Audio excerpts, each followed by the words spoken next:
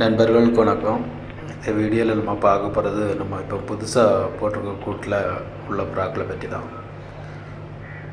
இனி பந்தயம் ஓட்டுறது இந்த லாப்டில் தான் இருக்கும். இந்த வருஷம் கொஞ்சம் அதிக பட்டாக்கள் எடுத்து பந்தயம் ஓட்டுறோன்னு நாங்கள் பிளான் வச்சுருந்தோம். ஆனால் நினச்சது மாதிரி நடக்கலை. இது வரைக்கும் ஒரு 30 பட்டாக்கள் எடுத்து விட்ருக்கோம். எல்லாமே கலைச்சி இன்னும் பறத்தி இறக்கலை. இப்போ தான் புறாக்கள் அதுவாக தானாக எழும்பி ஒவ்வொன்றா பறந்து இறங்கிட்டே இருக்குது.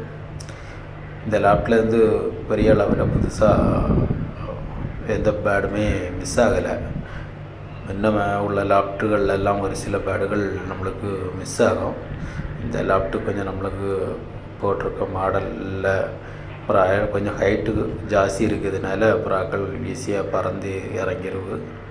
இப்போ தான் ஒவ்வொரு பேடுகளாக தானாக எழுப்பி பறந்து வந்து இறங்கிட்டு இருக்குது. இன்னும் கொஞ்சம் பேடுகள் பறந்து இறக்க வேண்டியது இருக்குது.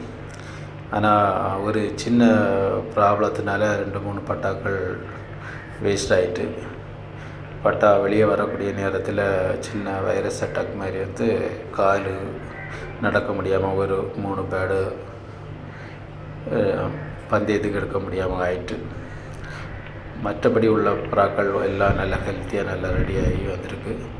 எல்லாமே நம்ம வீட்டில் உள்ள பட்டாக்கள். ஒரு சில புது பேடுகள் உண்டு, அதிலேருந்து மிக்ஸ் பண்ணி ப்ரீட் எடுத்தது. இந்த வருஷம் கண்டிப்பாக ஓரளவு பறக்கணிக்கிட்டு எதிர்பார்க்கலாம். பெரிய புறாக்கள் ஆனால் பந்தயத்துக்கு நம்ம கையில் அந்த அளவு இந்த லாப்டில் இல்லை. வேறு லாப்டில் கீழே இருக்கக்கூடிய லாப்டில் உள்ள பழைய புறாக்களை ஏன்மை தான் அந்த லாப்டில் மட்டும் பழக்கி, அப்படி பழக்குனா ஒரு 5 பேடு பழைய பேடுகளை நம்ம பந்தயத்துக்கு எடுக்கலாம். கூட ஒரு செட்டு பட்டா எடுத்தால் நம்ம ஒரு 40-50 பட்டாக்களை கொண்டு வந்துடலாம். ஆனால் இப்போ பயங்கரமாக வெயில் இருக்கிறதுனால இந்த வெயில் நேரங்களில் ப்ரீடிங் போட முடியாது. ஒரு சில ஜோடிகள் நாங்கள் ப்ரீடிங் போட்டிருந்தோம். குஞ்சுகள் அந்த அளவு திராணிப்பாக வரல. அவ்வளவு வெயில் அடிக்குது. வெயில் ஜாஸ்தியாக இருக்கக்கூடிய நேரத்தில் ப்ரீடிங் போடுறதை அவாய்ட் பண்ண தான் வேணும். அப்படி நம்ம போட்டோம்னா பேரண்ட் பேடுகள் ஒரு சில பேடுகள் இறக்கிறதுக்கு நேரிடும். நம்ம கவனிக்கக்கூடிய கவனிப்பு கொஞ்சம் மிஸ்டேக்காக இருந்துன்னா கண்டிப்பாக ஃபீமேல் பேடுகள் சிலது அடிபட்டு போகும். அதனால் இப்போதைக்கு ப்ரீடிங் ஸ்டாப் பண்ணிட்டோம். பந்தயத்துக்கு விடுறதுக்கு நம்மளுக்கு ஒரு அட்லீஸ்ட் ஒரு 6 மாதம் கழிஞ்ச குஞ்சுகள் இருந்துன்னா நம்ம பந்தயத்துக்கு ஓரளவு இறக்கலாம். ஆனால் ரொம்ப நம்ம லாங் டிஸ்டன்ஸ்லாம் பேடுகளை கொண்டு போக முடியாது. ஒரு 500 கிலோமீட்டர் வரை நம்ம விடலாம், தைரியமாக விடலாம். பழைய லாப்ட்டுக்கும் புது லாப்ட்டுக்கும் என்ன ஒரு சின்ன வித்தியாசம்னா, நம்ம பழைய கூட்டில் எங்களுக்கு பூனை தொல்லை கொஞ்சம் ஜாஸ்தி இருந்து, நம்ம கொஞ்சம் கவனிக்க தவறுனாலும் புறாக்கெலாம் பூனை பிடிச்சிட்டு போயிடும். இந்த லாப்ட்டு போட்டதுலேருந்து இந்த பூனையோட பிரச்சனை நம்மளுக்கு சுத்தமாக இல்லை. ஏன்னா இது 2வது மாடியில் இருக்கிறதுனால மேலே பூனை வர முடியாததுனால நமக்கு அந்த பிரச்சனை மட்டும் அவாய்ட் பண்ணியிருக்கு.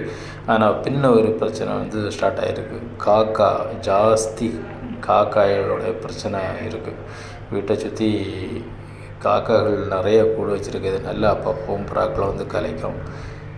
நம்ம ப்ரீடிங் போட்டிருக்க கூடுகளை டோரை திறந்து வச்சுட்டு போனால் கூட கொஞ்ச நேரத்தில் முட்டை குஞ்சுகளை பறக்கிட்டு போயிடும் காக்கா. அவ்வளோ எக்ஸ்பீரியன்ஸ் ஆகி காக்காக்கள் இருக்குது. அந்த ஒரு காக்கா தொல்லையை மட்டும்தான் கண்ட்ரோல் பண்ண வேண்டியது இருக்குது.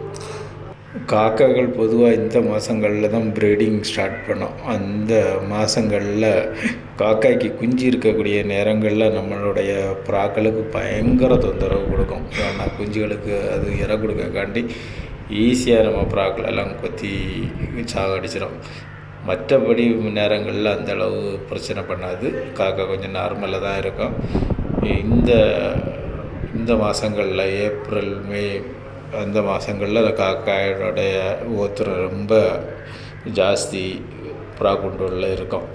காக்காயை கண்ட்ரோல் பண்ணதுக்கு என்ன ஐடியா இருந்துன்னுட்டு நல்ல ஐடியா இருந்துன்னா நம்ம சப்ஸ்கிரைபர் சொல்லுங்கள், அதை நாங்கள் ட்ரை பண்ணி பார்க்கோம். இப்போது புதுசாட்டு நாங்கள் வெளியில் விட்ட ஒரு குஞ்சு ஒரு 4 நாள் தான் வெளியில் பழகிறது. அந்த குஞ்சியை வர காக்கா விரட்டி காணாமல் போயிட்டு ஆனால் பரவாயில்ல, 2 நாள் கழித்து அந்த குஞ்சு வந்து நம்ம கூண்டுக்கு பழையபடி வந்து சேர்ந்துட்டு, ஏதோ ஒரு நல்ல ஒரு எக்ஸ்பீரியன்ஸ் ஆகி வீட்டுக்கு வந்து சேர்ந்துட்டு. சில புறாக்கள் வந்து காக்கா விரட்டிட்டுன்னா கூட்டில் இருந்து மிஸ் ஆகிரும், வேறு கூட்டில் போய் இறங்கிடும்.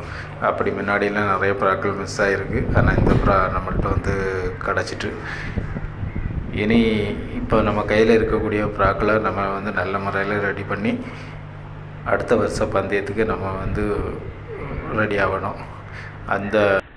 ஏன்னா இந்த கூட்டில் நாங்கள் வந்து பறக்கக்கூடிய புறாக்கள் எல்லாம் கூட்டமாக சேர்ந்து பறக்க பழகலை. தனித்தனியாக ஒவ்வொரு புறாக்களாக பறந்து இறங்கிட்டு இருக்கு. இனி நம்ம கலைச்சி பறத்தக்கூடிய நேரத்தில் கூட்டமாக பறத்து லைனுக்கு போயிட்டு ரிட்டர்ன் வந்தால் தான் புறாக்கள் முழுமையாக பறந்து இறங்கிட்டுன்னு நம்ம நினைக்க முடியும். அதுக்கும் பிறகு தான் நம்ம புறாக்களை தொடர்ந்து கலைச்சி பறத்த முடியும். இந்த வீடியோ பிடிச்சிருந்ததுன்னா லைக் பண்ணுங்கள், ஷேர் பண்ணுங்கள், சப்ஸ்கிரைப் பண்ணுங்கள். அடுத்த வீடியோக்கள் நம்ம கூட்டில் உள்ளதை தொடர்ந்து வீடியோ கொடுத்துட்ருக்கு. ஓகே.